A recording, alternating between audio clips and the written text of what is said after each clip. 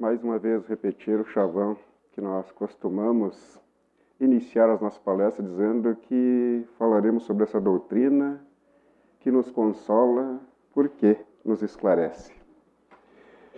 E principalmente em cima desse capítulo número 5 do Evangelho, que é bem-aventurados os aflitos, que nós precisamos compreender ainda mais os ensinamentos de Jesus, porque a naturalidade com que devemos encarar a vida, por enquanto ela ainda é muito sem esse saber, muito sem essa visão dos ensinamentos de Jesus, que procurava nos trazer a visão espiritual.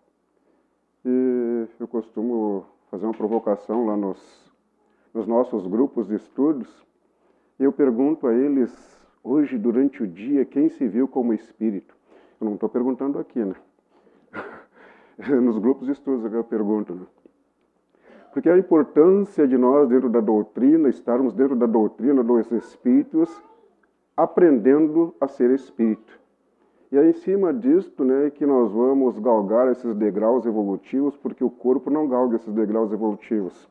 Quem galga os degraus evolutivos é o espírito. Então nós temos esse capítulo que eu digo que é antissuicídico, o capítulo 5, Bem-aventurados os aflitos, porque nos ensina a buscar vencer as aflições da vida. É claro que a doutrina é uma universalidade de ensinamentos, onde nós temos as 5 obras básicas e tantas obras complementares, e o capítulo 5 sozinho ele não vai resolver. Por isso, toda lição que nós vemos, nós precisamos tê-las embasada em cima dos ensinamentos que a doutrina espírita nos traz.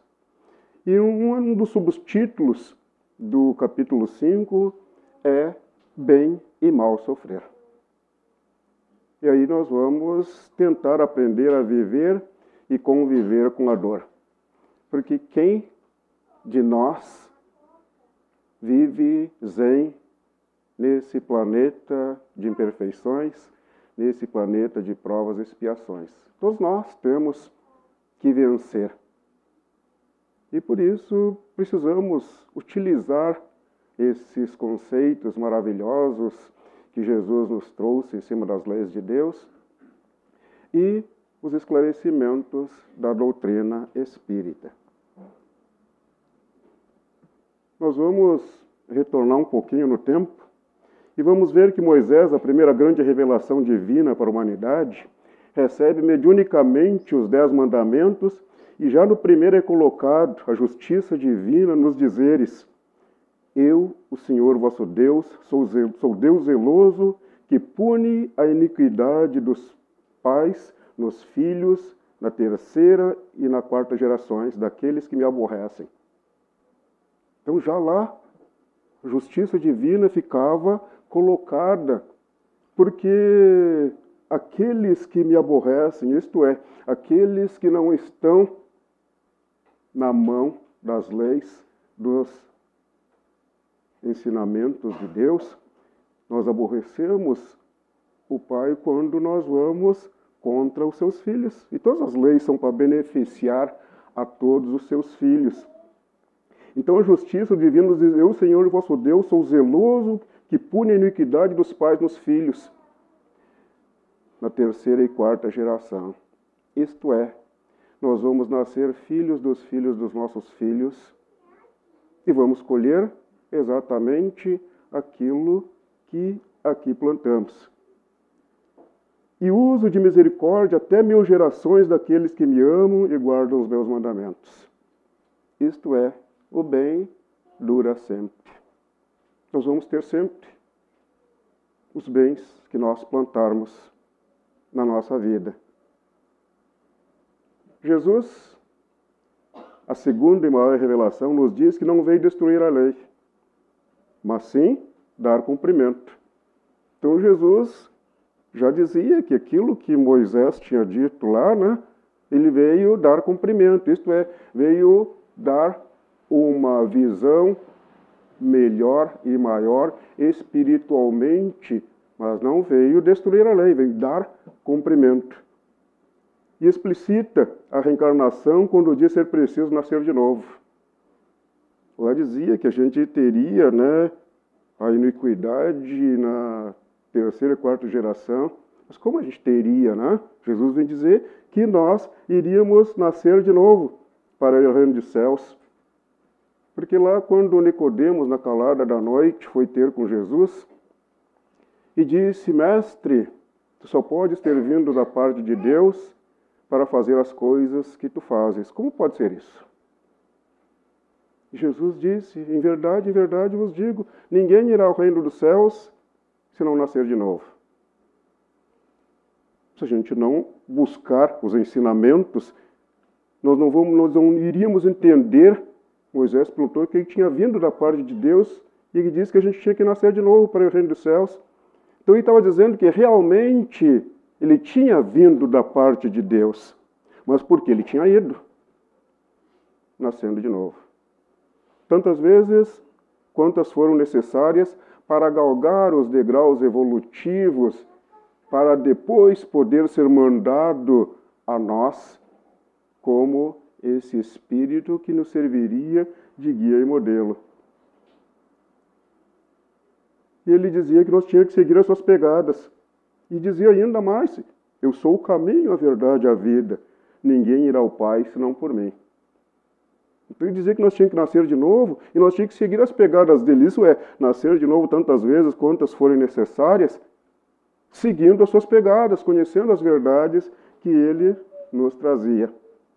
Jesus ainda nos diz que mandaria um novo Consolador que nos explicaria todas as coisas, porque tinha que falar por parábolas e diziam: ouçam os que têm ouvidos de ouvir. 2000 anos Jesus dizia isso. Ouçam os que têm ouvidos de ouvir. Hoje, 2000 anos depois, nós ainda ouvimos as coisas muito mais com os ouvidos físicos, movimentamos o martelo e a bigorna lá, que formam o tímpano, né? E muitas vezes não transmitimos para nós como espíritos, e daqui a pouco a gente nem lembra mais, porque só ouviu com os ouvidos físicos, não ouviu com os ouvidos de ouvir, que são esses ouvidos espirituais, porque nós precisamos agir como espíritos e não como corpos, porque não somos corpos, somos espíritos. E os ouvidos que ele dizia que era para nós ouvirmos, era os ouvidos espirituais, porque aquilo que nós ouvimos com os ouvidos físicos e transportamos para os ouvidos espirituais, aí nós começamos a movimentar as palavras, as ideias, e damos vida.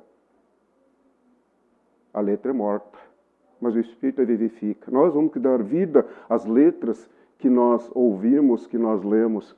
E aí, movimentando, nós vamos ter uma energia benévola quando nós movimentamos com as coisas do bem, naturalmente, malévola quando nós movimentarmos com as coisas do mal. E nós vamos encontrar no capítulo 5 aquilo que, tantas coisas, aquilo que nós ouvíamos lá no Sermão do Monte. Bem-aventurados os que choram, porque serão consolados. E a gente, por que eu tenho que chorar para depois ser consolado? Porque eu já não posso rir agora, né? Porque eu tenho que chorar para ser consolado. Bem-aventurados vós que sois pobres, porque vosso é o reino dos céus. Isso é consciência, né? Se a gente fosse fazer um planejamento reencarnatório, agora quem é que queria nascer pobre? Bem-aventurados vós que sois pobres, porque vosso é o reino dos céus. Bem-aventurados vós que agora tendes fome, porque sereis saciados. Por que a gente precisa ter fome para depois ser saciado? Passar fome para depois ser saciado. Ditosos sois vós que agora chorais, porque rireis. Por que nós precisaríamos estar chorando para depois rirmos? Isso foi dito nada mais, nada menos do que por Jesus. Bem-aventurados os que têm sido perseguidos por causa da justiça, porque deles é o reino dos céus. Bem-aventurados sois quando vos injuriarem, vos perseguirem e mentindo disserem todo mal contra vós por minha causa. Alegrai-vos, exultai, porque grande é o vosso galardão nos céus, pois assim perseguiram os profetas que existiram antes de vós. Então, todas essas coisas Jesus nos dizia há 2000 anos, e nós precisaríamos entender os ensinamentos de Jesus, senão a gente ficava fazendo questionamentos. Por que aqueles que a gente estava fazendo agora, por que eu preciso, chorar para depois rir? Por que eu preciso passar fome, para depois ser saciado? Por que eu preciso da aflição? Nós poderíamos ficar questionando os ensinamentos de Jesus, mas como nós questionaríamos, nós imperfeitos, questionar alguém que foi mandado por Deus até nós? Jesus disse que nos mandaria um novo Consolador, que nos explicaria todas as coisas que nós não estávamos entendendo. E o Espiritismo é o novo Consolador, porque é a doutrina que consola, porque esclarece. Por isso que nós iniciamos as palestras dizendo que a doutrina nos consola porque esclarece. Porque a gente sempre quer saber por que está apanhando, né? Se nos derem uma bala, a gente nem questiona por que nos deram uma bala. Mas se nos deram um beliscão, a gente quer saber por que nos deram um beliscão. A gente quer saber sempre por que está apanhando. E a doutrina espírita é o Consolador porque consola, porque esclarece. Esclarece o que Jesus colocava para nós há 2000 anos, seja nas parábolas, nos sermões, nos diálogos, nos exemplos, onde enfocava sempre o lado espiritual. Jesus enfocava sempre o lado espiritual. Tudo que ele dizia era para nós como espíritos que somos e não para corpos que não somos. Nós somos espíritos e temos um corpo. Deus nos cria simples e ignorantes e nos dá um corpo para que nós possamos viver em sociedade, para que, através desses contatos, dessa evolução constante que nós temos através de nós e dos outros, porque nesse contato nós evoluímos e nós vamos ter já temos, toda a evolução tecnológica, cultural, mas precisamos da evolução moral. Porque essa é que nos vai dar o direcionamento de vivermos bem com os nossos irmãos que vivem conosco. E é tão difícil ainda seguir os ensinamentos de Jesus, Difícil porque falta esse esforço nosso na aplicação dos ensinamentos que Jesus nos trouxe. Vejamos, Jesus disse há 2000 anos para nos perdoar não 7 vezes, mas 70 vezes 7 vezes, porque Pedro já sapecamente perguntou 7 vezes, Ele não perguntou uma vez, ele já perguntou 7 vezes. Jesus disse que nós tínhamos que perdoar não 7 vezes, Pedro, mas 70 vezes 7 vezes. E a gente hoje, 2000 anos depois, tem dificuldade de perdoar uma vez. E por isso a doutrina espírita vem nos dizer tantas coisas com referência a essa evolução moral que nós precisamos ter. A evolução tecnológica andou tão rápida nos últimos 20, 30 anos, que hoje a gente pega um aparelho desse aqui e fala com o outro lado do mundo, em fração de segundos ainda se vendo. Há 40 anos atrás a gente fazia uma ligação, levava umas 4, 5 horas para falar e ainda tinha que gritar, porque o outro lá na esquina ouvia tudo que a gente falava, E ainda quando dava um trovejão, tinha que desligar, porque dava um estouro no ouvido. Tem tantos daqui que nunca viram falar em telefone, Que tem que tocar uma manivela para se falar, Tem tantos que já viveram assim, Então a evolução tecnológica, cultural, foi uma rapidez, mas a evolução moral anda a passo de tartaruga, não de lesma, Então, aí a doutrina espírita vem nos mostrar aquilo que Jesus trazia para nós e fazia as comparações do que conhecemos com o que desconhecemos. Nós conhecemos a vida material, E desconhecemos a vida espiritual, matéria com o espírito, o mal com o bem. A Terra é um planeta ainda de provas e expiações, porque predomina o mal. Injustiça com a justiça. A nossa justiça ainda é de acordo com os nossos pensamentos, às vezes, né? Agora eu estou falando para mim, né? Egoísticos, vaidosos, orgulhosos. A nossa justiça ainda é feita, né? Então, injustiça com justiça, mostrando o passado como semeadura. Jesus dizia, não se colhem uvas nos espinheiros. Por quê? Se hoje nós estamos colhendo espinhos, é porque nós plantamos espinhos. Ninguém é culpado da nossa plantação no passado. Nós é que plantamos e hoje estamos colhendo. Então, o passado como semeadura, o presente como colheita e semeadura. Hoje nós estamos colhendo aquilo que nós plantamos no passado, mas ao mesmo tempo podemos estar plantando hoje uma semente melhor. Não se colhe uvas nos espinheiros. Se nós temos problemas, fomos nós que plantamos espinhos. Mas temos hoje a oportunidade de plantar uvas. Por isso Jesus também colocava lá, bem-aventurados os que são brandos e pacíficos. E são é o presente do verbo ser, né? Bem-aventurados os que são brandos e pacíficos. E são é o presente do verbo ser. Isto é, não importa que nós não tenhamos sido brandos e pacíficos no passado. Mais importante é o que nós estamos sendo hoje. Isso é o aproveitamento do presente. E não diz os que foram, os que não foram. Bem-aventurados os que são. É o aproveitamento do presente, a valorização do presente, porque o presente é o que nós temos, o tempo real que nós temos é o presente. O passado não nos pertence mais, o futuro ainda não nos pertence. O que nós temos de real é o presente. E esse é que nós temos que aproveitar. E esse que, de um quanto, a gente ainda não aproveita, mas não aproveitava. Porque tudo que nós fizemos é passado. O mais importante é o que nós vamos fazer daqui a pouco. E daqui a pouco vai ser presente, amanhã vai ser presente. Então, o presente é esse que nós devemos aproveitar. Isso dito por Jesus, né? Bem-aventurados os que são brandos e pacíficos. Bem-aventurados os que são misericordiosos. Bem-aventurados os que têm sede. Então, ele colocava o presente como aproveitamento. Porque nós não podemos aproveitar o passado, né? Eu vou aproveitar o que eu estiver fazendo agora. Eu vou colher amanhã. A semente que nós estivermos plantando agora, eu vou colher depois. Se a gente plantar hortaliças, 6 a 8 semanas a gente colhe.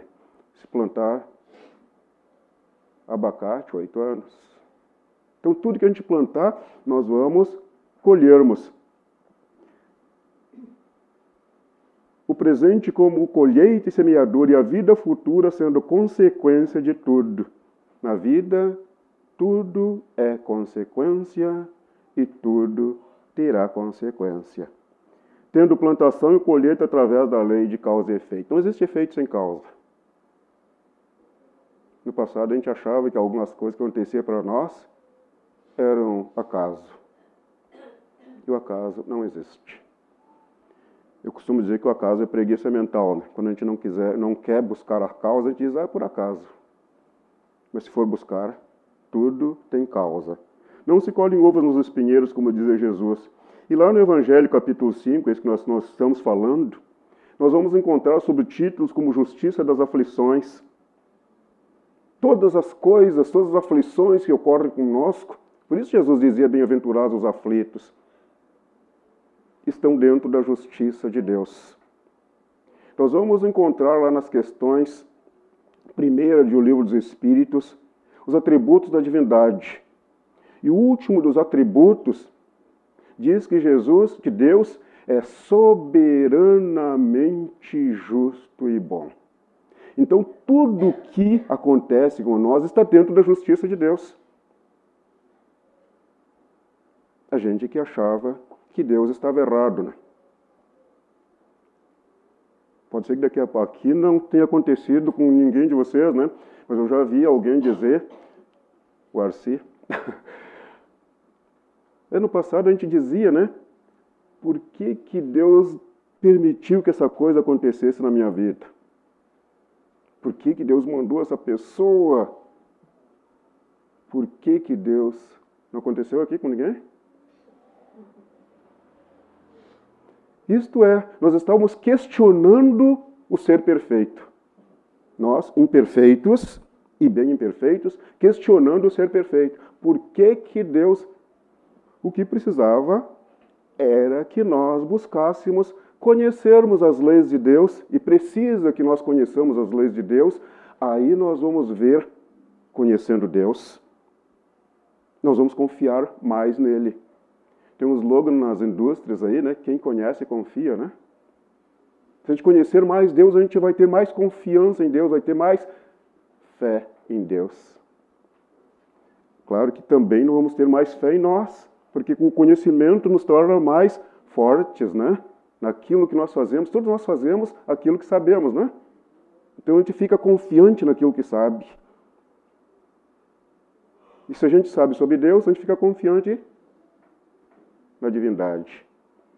E daí a gente não vai mais dizer por que que Deus mandou isso para mim, porque a gente sabe que tem razão de ser aquilo que Deus mandou até nós. Então a justiça das aflições, e lá tem outro subtítulo que é causas atuais das aflições.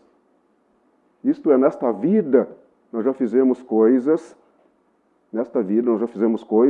da qual nós nos envergonharíamos. Ou não?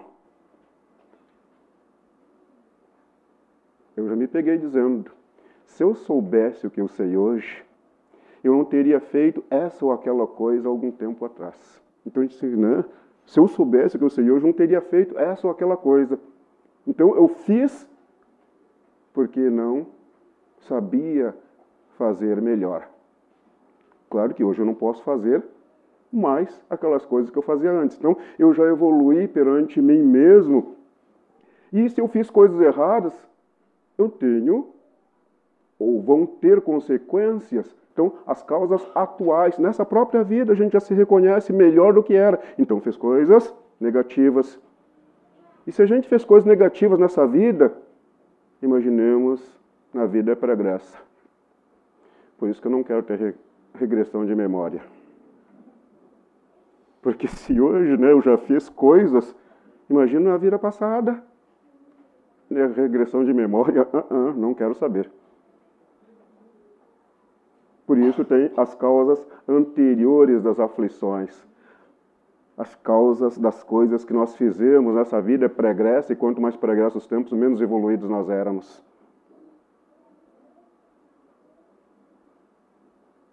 E por isso, a beleza da doutrina espírita, que nos traz todos esses esclarecimentos para que nós possamos aprendermos a agir melhor, viver melhor e deixar viver. Por isso Jesus nos concitava, né, a conhecer as verdades, e ele te dizia, conhecereis as verdades e a verdade vos libertará.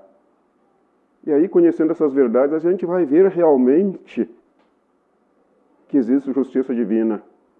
E que aquela pessoa que a gente dizia por que Deus mandou para que nós quitássemos o débito com ela. Vem nos cobrar o débito que nós contraímos com ela na vida passada. E lá nessas bem-aventuranças, né? Bem-aventurados os pobres de vaidades e ambições que sabem render culto de confiança ao Pai.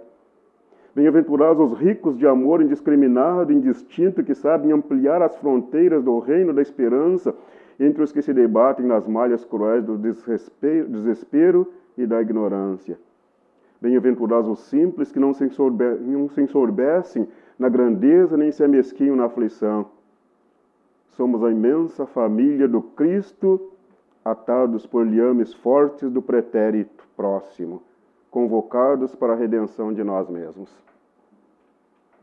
Nós nós estamos aí para nos redimirmos dos males que nós praticamos, além de evoluirmos para praticar o bem que está ao nosso dispor praticar.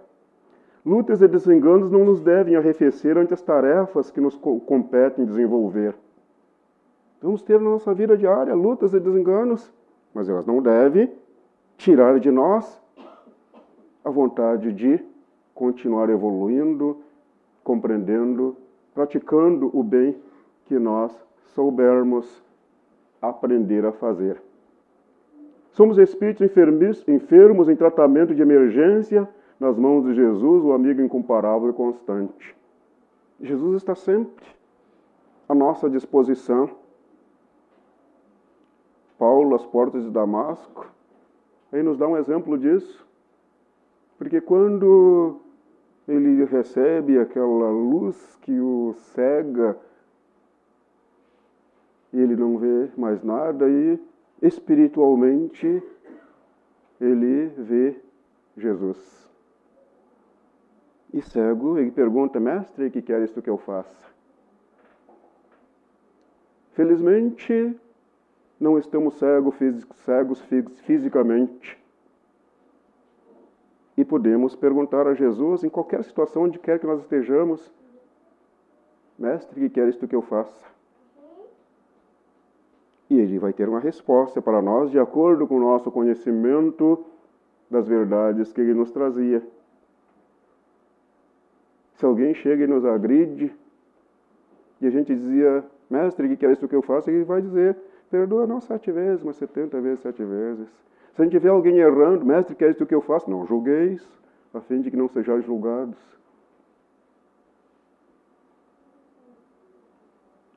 Em qualquer situação, Jesus vai ter uma resposta dentro dos seus ensinamentos para nós. Muitas chagas que teimam por continuar abertas aguardam nossa imediata enfermagem. Nós podemos colocar em nós, ser enfermeiros de nós mesmos. A gente pode ser enfermeiro de si mesmo. Daqui a pouco a gente vai precisar da pomada da paciência, né? O xarope da compreensão. A gente vai precisar desses remédios para a nossa boa vivência, né? Muitas chagas que temem por continuar abertas aguardam nossa imediata enfermagem, envidando esforços expressivos para cicatrizá-las. Aqui a antipatia, esperando a pacificação. À frente ao pessimismo, retratando os fracassos de ontem que devemos combater com a clara manhã da esperança. Ao lado é a dor, são as mágoas, são os constrangimentos irritantes, desejando o bálsamo da nossa bondade e a esponja do nosso otimismo, embora nos pareçam amaciadores em nossos céus. Então, tantas coisas que são do dia a dia das nossas vidas e que nós podemos encontrar maneiras de superarmos pela compreensão das leis divinas que estão ao nosso dispor. A oportunidade da reencarnação que nos mostra a doutrina espírita, a doutrina dos espíritos, a gente só reencarna como espírito, não reencarna como corpo, né? Reencarna com o corpo. Até interessante, né? O Simonetti falava com um amigo dele sobre reencarnação e dizia que a gente encarna e depois desencarna, né? Daí o amigo dele disse: mas você parece coisa de açougueiro. Daí o Simonetti: não, a gente desencarna, não é açougueiro, descarna. A gente desencarna. E tu provavelmente, o amigo dele era muito magrinho, tu provavelmente não vai desencarnar, vai desensossar, né? O Simonetti tinha uma maneira bem jocosa, bem alegre, né, de colocar as coisas da doutrina, até porque a doutrina não nos ensina a ser carrancudos, né? A doutrina nos ensina a sermos alegres e transmitir essa alegria aos outros, né? Então a oportunidade da reencarnação é dádiva muito preciosa que não podemos desconsiderar. Para tanto, aproveitamos o agora. Agora. O momento que nós temos, o tempo que nós temos é o agora. Essa palestra foi boa, né? Dádiva muito preciosa que não podemos considerar, para tanto aproveitamos o agora e façamos a paz íntima por meio da edificação da paz em derredor. Nós podemos, vir numa aula de estudo, numa palestra, e se nós aprendermos alguma coisa, nós vamos sair daqui, ali, fora, em derredor de nós. Vai ter tantas pessoas precisando daquilo que nós aprendemos, não precisando daquilo que nós éramos no passado. Renascimento é também recuperação, refazimento, reencontro com o que ou com quem se demora aguardando a nossa ação lenificadora. O conhecimento que brilha em nosso íntimo é farol iluminarmos seguramente. Vou ter que andar ligeiro, senão a Lilian vai me chamar a atenção aqui, né, Lilian? Cada dia é nova revelação do Senhor em nossa existência. Cada companheiro da estrada é campo vivo a mostrar onde podemos arrojar as sementes abençoadas da renovação. Nós precisamos colocar essas sementes da renovação, renovar essas sementes, porque se plantamos iniquidades, não devemos mais plantar iniquidades, mas plantar as sementes do bem. Cada dor é uma bênção. No passado a gente não queria dores, Mas cada dor é uma bênção para os que prosseguem acordados no conhecimento edificante. Porque as dores que vêm até nós são aquelas mesmas que nós plantamos. E nós, naturalmente, que vamos ali na loja, compramos alguma coisa em 10 prestações, e como nos ensinaram honestidade, a gente vai lá todo mês e paga a sua prestação. E quando chega na 10ª, a gente respira aliviado, Então, fisicamente, na vida, a gente quer ser honesto com o comerciante. Mas espiritualmente, com Deus, a gente não quer pagar os débitos. Por que que Deus me mandou essa aprovação? A gente não quer quitar os débitos com a divindade. E nós contraímos esse débito. Não queria, Porque isso é passado. Mais importante é como a gente vai agir daqui para frente, Então, cada hora na marcha pode converter-se em plantação de beleza e alegria se caminhamos obedecendo aos imperativos do trabalho constante no infinito bem.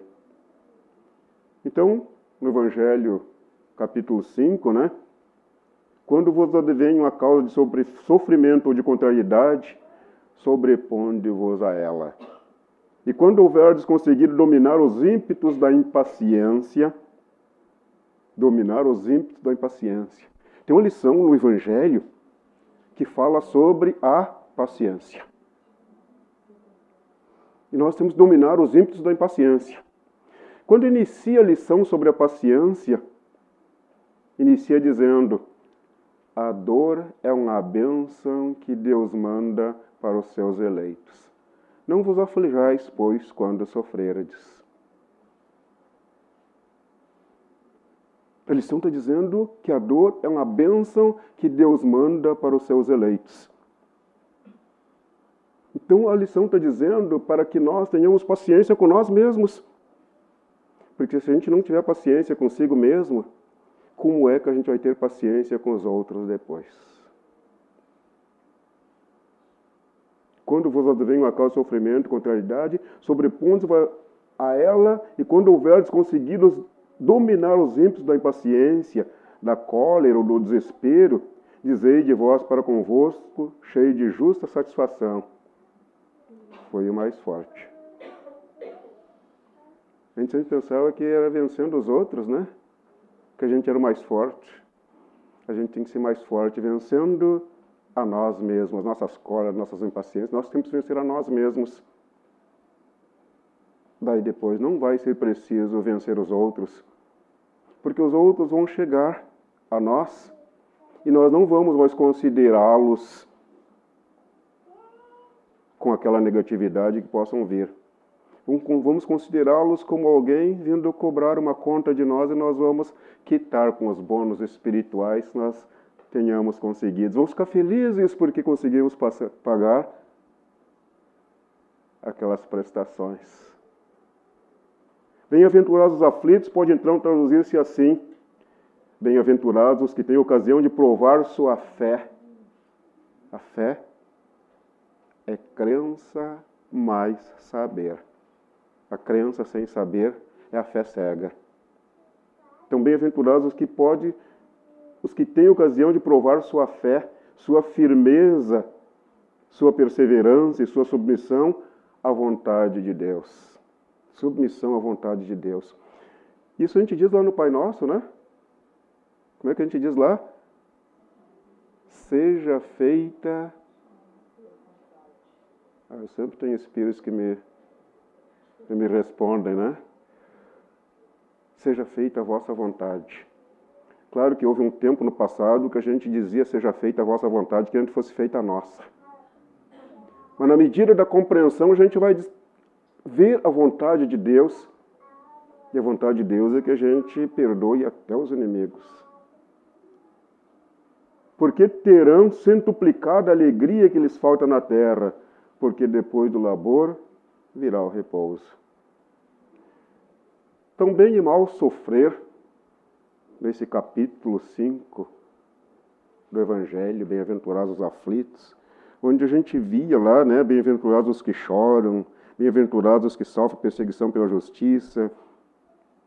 Nós vimos tantas coisas ali, das bem-aventuranças, através dos sofrimentos. E nós vamos ver, lá na questão 630 do Livro dos Espíritos, nos dizendo que bem é tudo aquilo conforme as leis de Deus. E mal é tudo aquilo contrário às leis de Deus. Porque se perguntassem para nós há um tempo atrás o que é o bem, a gente ia dizer, bem é o contrário do mal. E o que é o mal? O mal é o contrário do bem. Mas o bem é tudo aquilo conforme as leis de Deus. Então, para fazer o bem, nós precisamos conhecer as leis de Deus. Isto é, o bem é consequência do nosso conhecimento e da nossa aplicação das leis de Deus. E o mal não é simplesmente o contrário do bem. É o desconhecimento das leis de Deus. E atuando com o desconhecimento, nós vamos fazer as coisas erradas. Não é assim no trânsito, em qualquer local na nossa vida. Se a gente não conhece as leis de trânsito, daqui a pouco a gente vai provocar males para si e para os outros. Mas se a gente conhece e as aplica, nós vamos estar na mão das leis do trânsito, assim como temos que estar na mão das leis de Deus. Então, bem é tudo aquilo conforme as leis de Deus, por consequência. E mal é contrário das leis de Deus. Então, sofrimento é o não entendimento de que estamos dentro da justiça de Deus, colhendo o que plantamos. Porque quando entendermos, teremos o bem sofrer. Isto é, não será mais sofrimento. Quando a gente entender que os males são coisas que nós plantamos, nós vamos ter o bem sofrer, porque vamos estar quitando os nossos débitos com alegria. O outro vai chegar e nos agredir, a gente vai dizer, obrigado, Senhor, porque tu me mandaste essa pessoa para me cobrar o débito que eu contraí com ele no passado. Vamos deixar isso para depois, tá, pessoal? Primeiro a gente tem que aprender, né? Primeiro tem que aprender porque a gente não faz aquilo que não aprendeu. Então, no futuro, não vai ser mais sofrimento. Nós vamos ser alegres. Tanto quanto a gente paga aquela última prestação lá nas lojas, nós vamos ser alegres porque estaremos quitando os nossos débitos com a justiça divina. O bem sofrer pode ser conseguido com o entendimento da bondade e justiça divina, onde entenderemos a dor como divina oportunidade de redenção. Deus nos dá a oportunidade de nós nos redimirmos daquilo que nós fizemos no passado. Chico coloca de uma forma diferente, né, o que é a dor, se eu não me engano é em Cartas e Crônicas, e que eu chamei de doce ílis. é um doce que não traz diabetes. Doce Iles é as iniciais de Dom Celeste de Iluminação Espiritual. O Chico coloca, né, a dor como Dom Celeste de Iluminação Espiritual. E que nós colocamos como a divina oportunidade de redenção. E aí, certamente, quando nós estivermos buscando fazer com que a nossa vida seja melhor, e esse melhor não apenas para nós, é para os nossos irmãos, porque nós devemos ser melhores do que nós somos, atuando essa melhoria nos nossos irmãos. Aí pode vir o touro brabo que a gente transforma em bife, né? E nós vamos buscar a paz para nós, através dessa atuação, que nós possamos ter junto com os nossos semelhantes, aqueles que, mesmo nas contrariedades, foram os que nós trouxemos pela bondade de Deus. Muita paz.